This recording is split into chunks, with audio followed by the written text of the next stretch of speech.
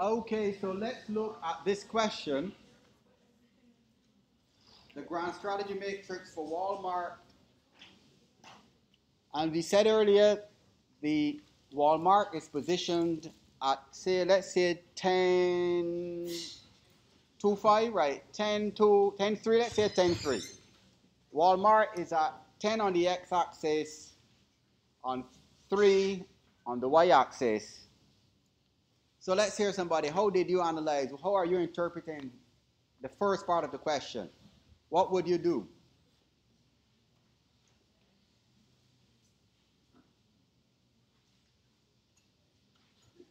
Yes. What did you do?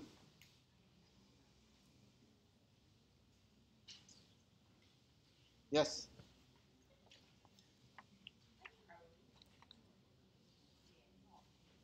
Go ahead.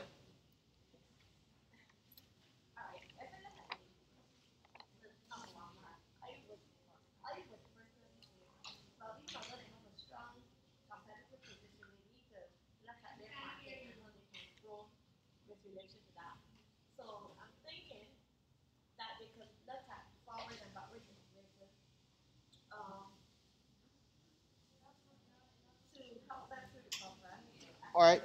So, folks, you see, this is where, remember what I said just now. The question says, A is to analyze the matrix. You're going straight to recommendations, you see, which is what most students do. They go straight to recommendations. You're saying what Walmart should do. The first part doesn't tell you what Walmart should do. The first part says to analyze the matrix. So in other words, you can't recommend what to do unless you first tell us what's happening. So where do you start? You told the matrix, where do you start? Sorry? Right, so first thing you look, the axes. First thing you need to interpret, you need to interpret where it falls in terms of coordinates. So it says at 10, you have to speak about either the competitive position or market growth. So that's where you need to start. So as we said, folks, in any matrix, you need to begin with what are the coordinates or what are the axes telling you. So you begin by determining what do you understand by a strong competitive position. Right? What do you understand by a strong competitive position?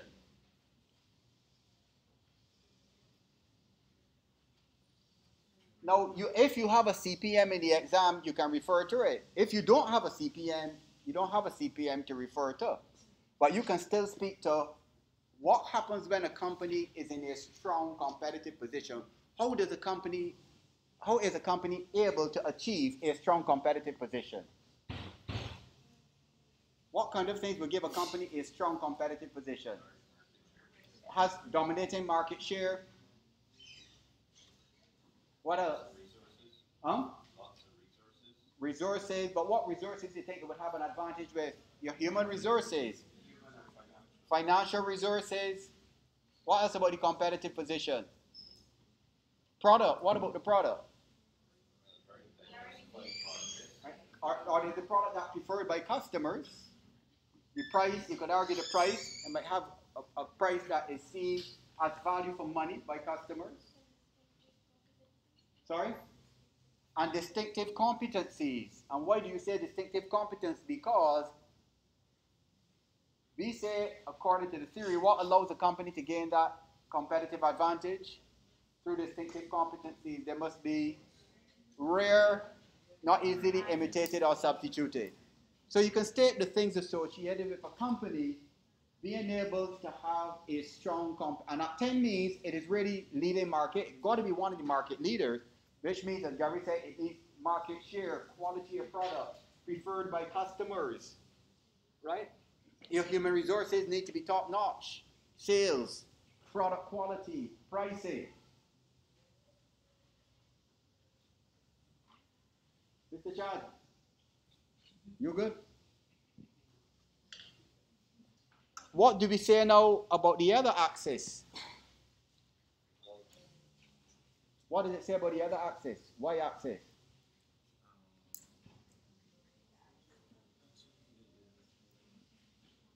Market growth, 3. Sorry? What you're saying?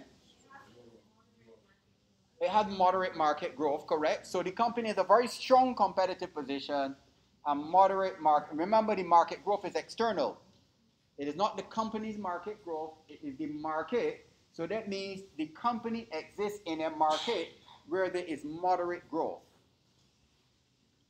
If it was about 8 or 9 or 10, it means there's strong market growth, which means this is a market that you really can take advantage of. But it's moderate market growth.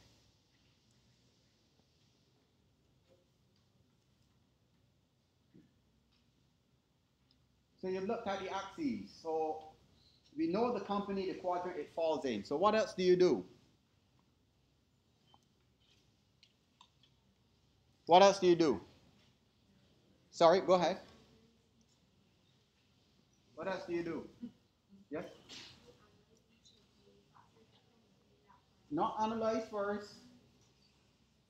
Don't forget, but you can't analyze this blind. You're doing your question to the question. So what you first need to do, you need to state what are the likely strategies available to Walmart when you fall in quadrant 1.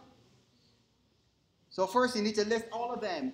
As Walmart falls in quadrant 1, the recommended strategies are market development, market penetration, product development, backward, forward and horizontal integration, and concentric diversification.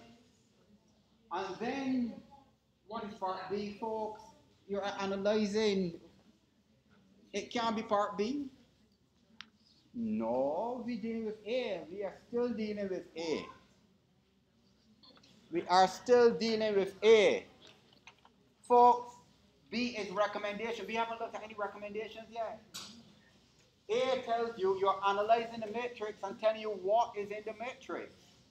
So you're still dealing with all of the factors, the strategies that fall within quadrant 1, and you're listing them, and then you have to tell us what are they. So forgot your name, as Makita said, you look at 1, market development is recommended. What is market development? Market development means the company can extend into what? Secondly, market penetration, which means that the company can. It looks at product development, which means that Walmart can do X, and you look at each and every one to tell us what do they mean. Yes? If some would apply, when you say apply more than others. But you're going into part B. Folks, folks, remember, part A is to analyze the matrix.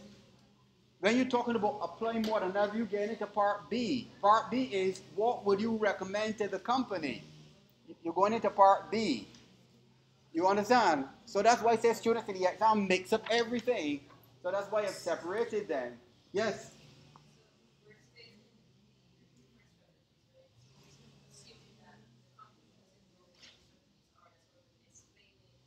Because you are the consultant. You understand? So you're getting to the point, folks, don't forget this is not a theoretical question. It involves theory, but remember it says you are a consultant. Right? You are a consultant. So your job is to educate your client as to the possible, based on where your company falls, we are saying to our client, you have some options. Right? And you're giving the client, and you're telling the client then, what, as Makita said, what the options are and what they mean. In other words, you can get into market development, which means don't just say the company has market development, you're the consultant. So folks, when somebody hires you as consultant, your role is to tell the consultant what's going on. Because they're not going to pay you to just list words. So you have to actually tell your client what you have found. And when you have told the client what you have found, you can then say, well, look, this is what you can do. When it gets to B, now you're saying to the client, look, I told you all the options you have. let me look to see, as said earlier, which ones might be the most appropriate for your company based on where we plotted you in the grand strategy matrix. So you need to look through, remember this is blank folks in the exam. So you need to show me you know what things fall in there. So you need to look at all and give a brief summary to your client what each of these means. Right. And since you don't know which strategy, which of these will come, which quadrant is coming, you need to know all, which is what your assessment is for next week. All the various matrices and strategies will be what your final quiz will be on. So once you finish quiz 3, you're ready for the exam.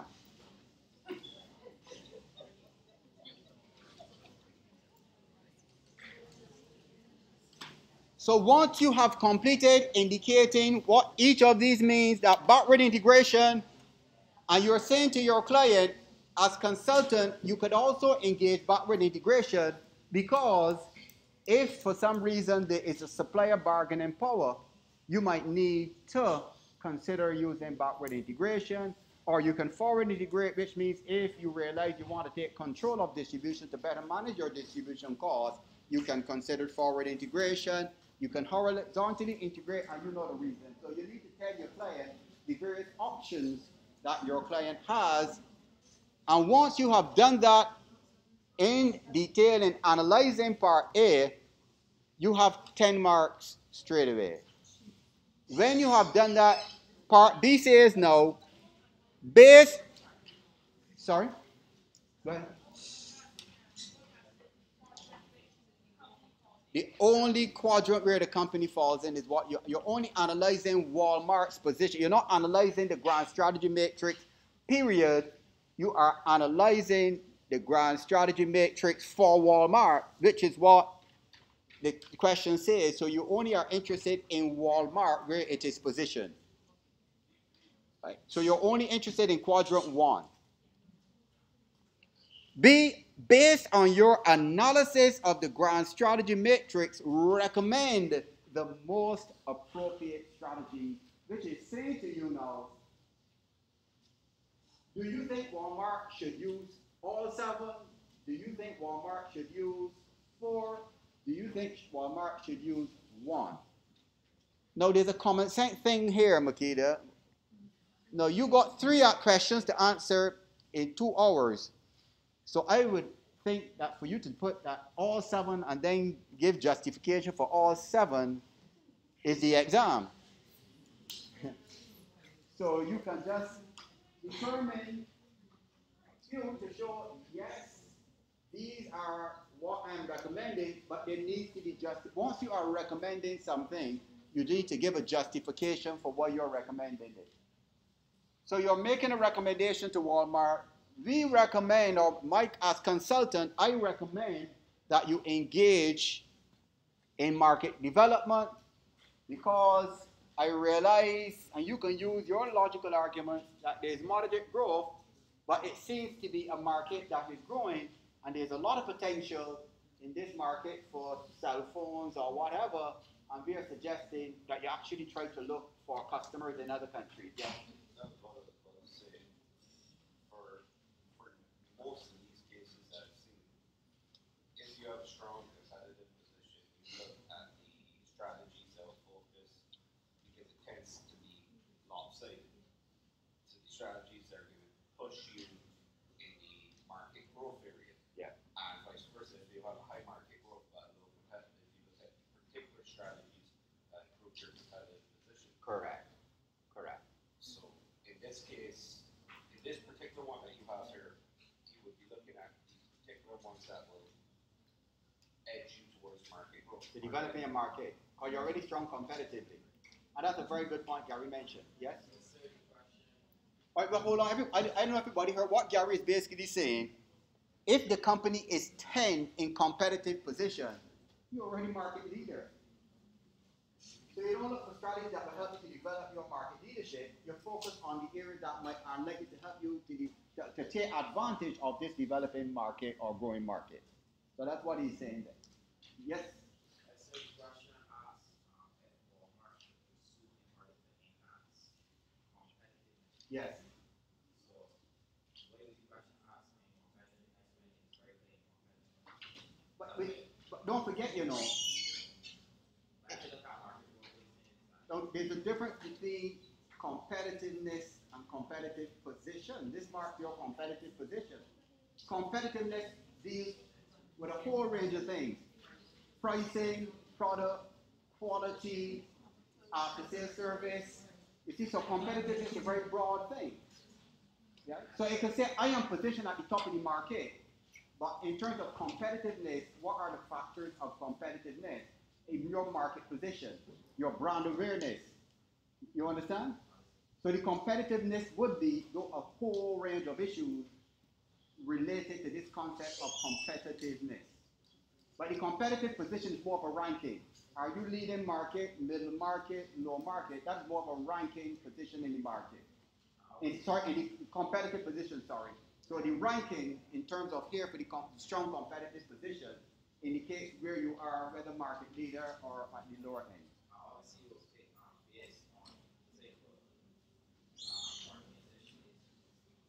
Definitely. And this is what type of organization? Right. It's a retail, so you can look at a big product base, a lot of supply sources and things like that. Right. But that's a very good question. Very, very good question.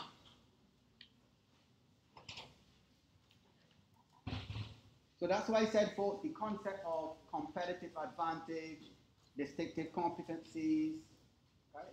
Competitiveness, competitive position, these are terms you need to know very well.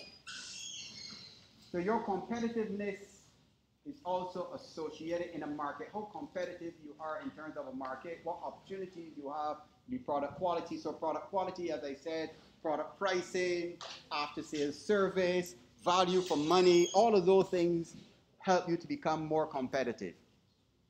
So even then, even though you have a strong competitive position, folks, you don't get a strong competitive position and say, yes, I have it. It's not a position you arrive to.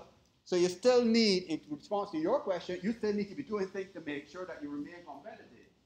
But explain what your response was, part of this thing now is to ensure maybe the same point. Okay, I have a strong competitive position, but I can't get complacent. I now need to look to extend markets to ensure that as competition increases, I extend my market even beyond my shores to make sure I maintain my competitive position. For my competitive position, I might still be competitive, but I might lose my position to other people who start to do better than me.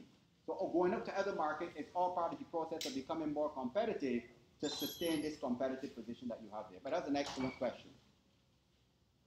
So folks, let me repeat what I said before, you know. The way you benefit from these sessions is what Gary and the other students, I forgot your name for ICBL, right, Corey and Makita, folks, the more you engage me and speak, you clarify and help me. We preparing for the exam, you know, for this exam preparation here. So don't just sit down and write notes, engage, and if you just sit down and write notes, you really might not understand what you have written. So moving beyond just writing notes and engaging and responding and getting involved, this is one big tutorial, so I know what I'm saying.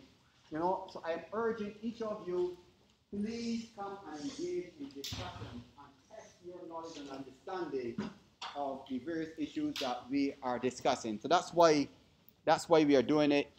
That's why I'm doing it in this way as one big tutorial, right? And folks, that's it. Once you've done that, different students will choose differing things. For example, backward integration, if you want to say backward integration, if you want to propose backward integration, what kind of things would you have to say in recommending backward integration to your customer, your client? A little louder.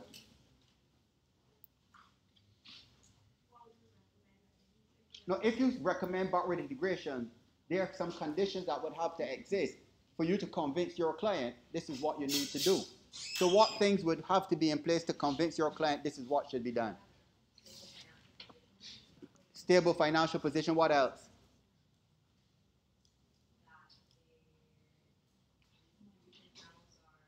We're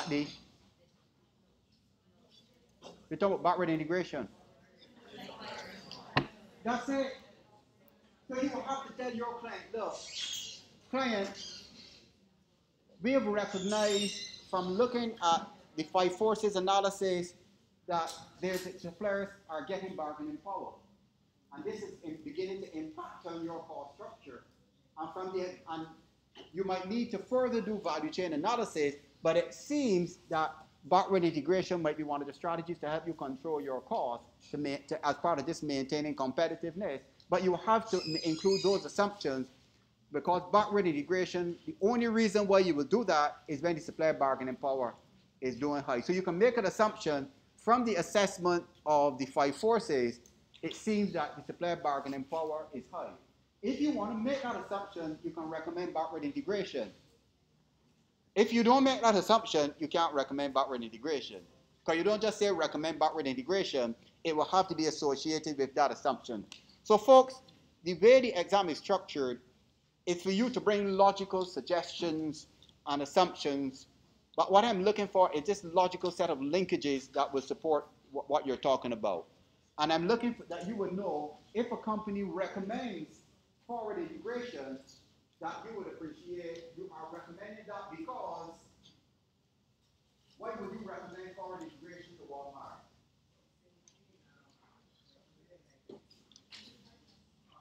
Because you realize you're having some issues with the reliability and the cost of distribution, and we know it's a company that's involved in a lot of distribution. So once you recommend forward integration, you will have to then bring justification because it seems that there are likely to be some challenges associated with the distribution and the reliability of the product. So you need to gain more control of your distribution channel. And that's all I'm looking for. Right? So there's no one answer. It is just for you to bring your logical arguments to tell me, I understand these linkages. I understand why you might use forward integration. I understand why you might use backward integration. I understand why you might use horizontal integration. Yes? Yes.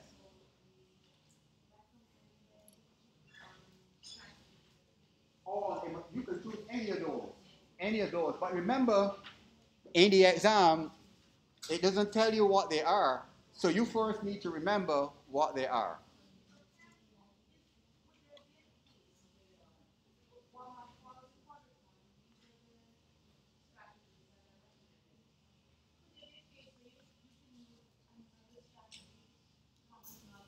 But how can it be? How can it be?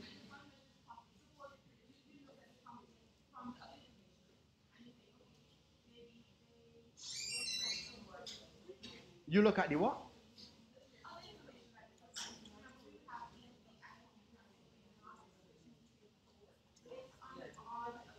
But you see, but it can't be based on all the others because it says based on your analysis of the grand strategy matrix. You understand that?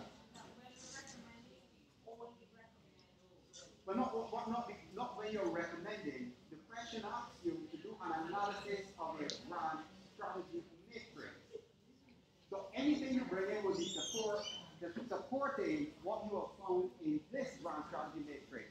If you pull in other information from other questions, they will have the information that support this grand strategy matrix because the question is about this grand strategy matrix, you see? Right. Because the question is only about this grand strategy matrix where Walmart is in quadrant 1. And it says that once Walmart falls in quadrant 1, these are the recommended strategies. That's it. You understand? And the question tells you, based on the grand strategy matrix, and the recommendations, again, based on the analysis of the grand strategy matrix. If it was an open question about what kind of strategies you would recommend for Walmart, and it was general, but once it tells you for this grand strategy matrix. So you could have another question that tells you, basically, based on the IFE, based on the IFE for Walmart, what are the implications for the company, right? Based on the IFE, what as consultant would you suggest to your client might be some of the serious implications or issues that they might need to focus on. And what does the IFE focus on? Strengths and weaknesses. So what you would focus on mainly, weaknesses. And which weaknesses? Which weaknesses you would focus on? The one that carry the highest weights. Now, folks, I had a group that made a presentation this week, and you still have groups focusing on the ratings. So I asked them, what are the most important issues in this IFE? Oh, 1, 5, and 6, because they got ratings of 4. Now, folks, at this stage in V8, you can't be focusing on ratings when we went through that over and over and over. So if at this point you're still battling between whether the weights and rates are important, you're heading for trouble, a lot of trouble. You can take, I mean, this is week 8. This is not week 1, 2, 3, 4, 5, 6, or 7. So I'll be very concerned that people still focusing on rating. For a rating is only a ranking. It doesn't tell you importance. So if I ask you what's the most important issues and you tell me a rating, it means conceptually you still don't understand the difference between a rating and a rate. And we dealt with that in week 2 or 3. And at week 8, you shouldn't be battling them issues still for. So if you're battling those issues, you need to come to the Tuesday afternoon and have a serious talk with me. That means you're struggling. Okay, folks, so we'll see the case presenters shortly.